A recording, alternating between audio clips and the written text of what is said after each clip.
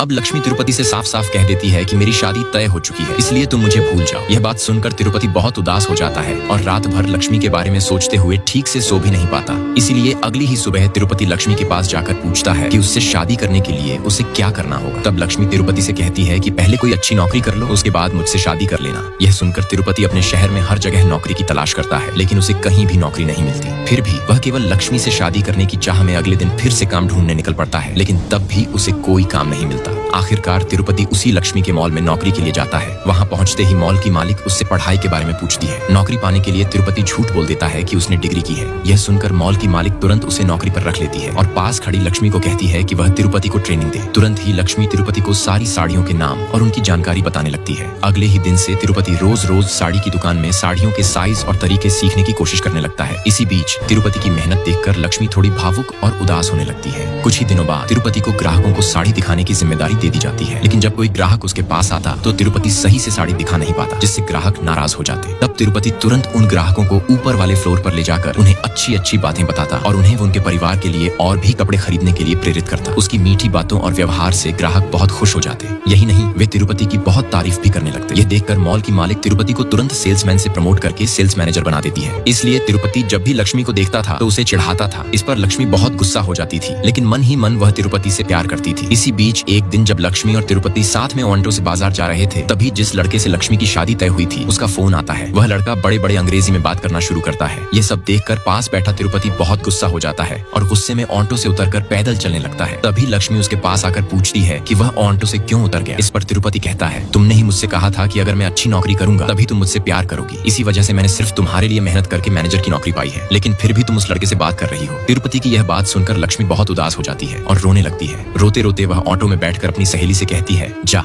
तू जाकर तिरुपति से कह दे कि मैं उससे प्यार करती हूँ। लक्ष्मी की सहेली तिरुपति के पास जाती है और उसे यह बात बता देती है। यह सुनकर तिरुपति बहुत खुश हो जाता है और खुशी में अपने दोस्तों के साथ मिलकर केक काटता है। धीरे धीरे दोनों के बीच बहुत खुशियों भरे दिन बीतने लगते हैं, लेकिन इसी बीच खेतों में काम करने के लिए मजदूर नहीं मिलते। इसलिए तिरुपति के पिताजी उसे खेतों में आने के लिए कहते हैं, क्योंकि फसल तैयार हो चुकी थी। इस कारण तिरुपति अपनी मैनेजर की नौकरी छोड़कर खेतों में चला जाता है। जब यह बात लक्ष्मी को पता चलती है तो लक्ष्मी तिरुपति को समझाती है कि ऐसा मत करो, क्योंकि यह हमारे भविष्य के लिए ठीक नहीं होगा। तिरुपति कहता है कि उसे किसान बनना बहुत पसंद है, इसलिए वह यह नौकरी नहीं करेगा। यह बात सुनकर लक्ष्मी बहुत गुस्सा हो जाती है और तिरुपति से कहती है कि तुमने मेरे पास आकर नौकरी की थी और अब जब तुमने मुझे पाकर अहम दिखाना शुरू किया तो तुमने अपना असली रूप दिखा दिया। पहले तुम मेरे पीछे पीछे रहते थे और अब कहना है कि किसान बनना है। इसी वक्त दोनों के बीच झगड़ा शुरू हो जाता है और तिरुपति लक्ष्मी को बीच में छोड़कर वहाँ से चला जाता है। अगले दिन जब तिरुपति मॉल में आता है तो लक्ष्मी तिरुपति को अपने पास बुलाकर माफी मांगती हुई कहती है, प्लीज तिरुपति ये नौकरी मत छोड़ो। लेकिन तिरुपति उसकी बात सुने बिना ही मालिक से कहकर अपनी नौकरी छोड़ देता है, जिससे लक्ष्मी बहुत उदास हो जाती है और दोनों के साथ बिताए पुराने दिन सोचने लगती है। तिरुपति बार बार लक्ष्मी को कॉल करता है पर लक्ष्मी उसकी कॉल रिसीव नहीं करती। अगले दिन लक्ष्मी का भाई उसकी सगाई शहर के एक लड़के से तय कर देता है। जब यह बात तिरुपति को पता चलती है तो वह साइकिल चलाकर सगाई स्थल पर आता है और उसे रोक देता है। लक्ष्मी का भाई तिरुपति को रोकता है, फिर भी तिरुपति लक्ष्मी के पास पहुंच जाता है। तब लक्ष्मी तिरुपति को जोरदार थप्पड़ मारती और तुरंत उससे सामने से चले जाने के लिए कहती है,